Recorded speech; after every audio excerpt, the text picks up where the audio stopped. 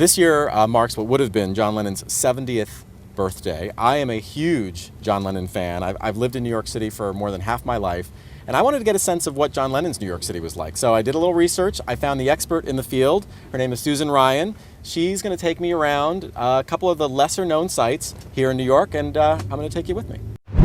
This is the West Side Pharmacy, and the owner, Dr. Saber, became great friends with John and Yoko. My name is Dr. Saber. We used to be a pharmacy called Wiener Pharmacy in the 70s. I got to know John and Yoko, and at the time Sean wasn't even born. And we became friendly. He was only a great musician, but he was a very intellectual person. We talked about a lot of time about religious philosophy, and he was a very down-to-earth person. When you come out of the banana boat in Egypt, you're talking to a guy who's the Beatles star, and he just respects you like anybody else. I mean, it was amazing. It was amazing. I see you have a kind of a memorial to him outside of your front window here. Yeah, this picture I got from Yoko, and I decided to put it on, and I got so many offers to up to a few $1,000s in six figures, but I treasure the picture, and I would take it with me until I leave this place sooner or later. We're in this hardware store because this hardware store used to be Cafe La Fortuna. It was a charming little cafe around the corner from the Dakota. John and Yoko used to hang out here. It was a lovely little cafe and very not rock star. So John and Yoko used to like to hang out in the garden at the restaurant. And it's still here. Well, a semblance of it, I guess. The thing about this neighborhood is that a lot of celebrities have always lived in this neighborhood, so people from the neighborhood don't care, you know? So they were very comfortable on the Upper West Side, and that's one of the reasons I like this restaurant so much, was because nobody bothered them.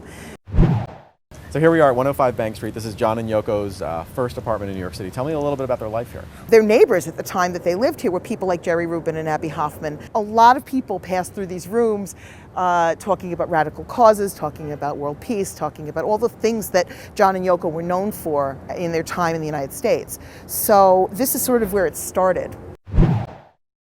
Okay, so it's November of 1974.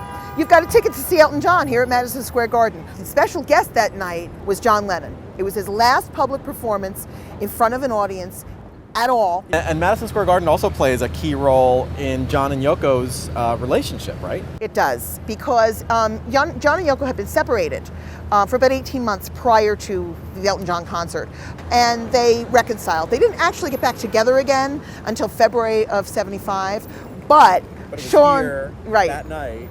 Exactly. It was here that night at the Elton John concert that Yoko came backstage, that they saw each other, that they decided they would get back together again. And also, Sean was born in October of 1975, so you can figure its logical conclusion. Yeah.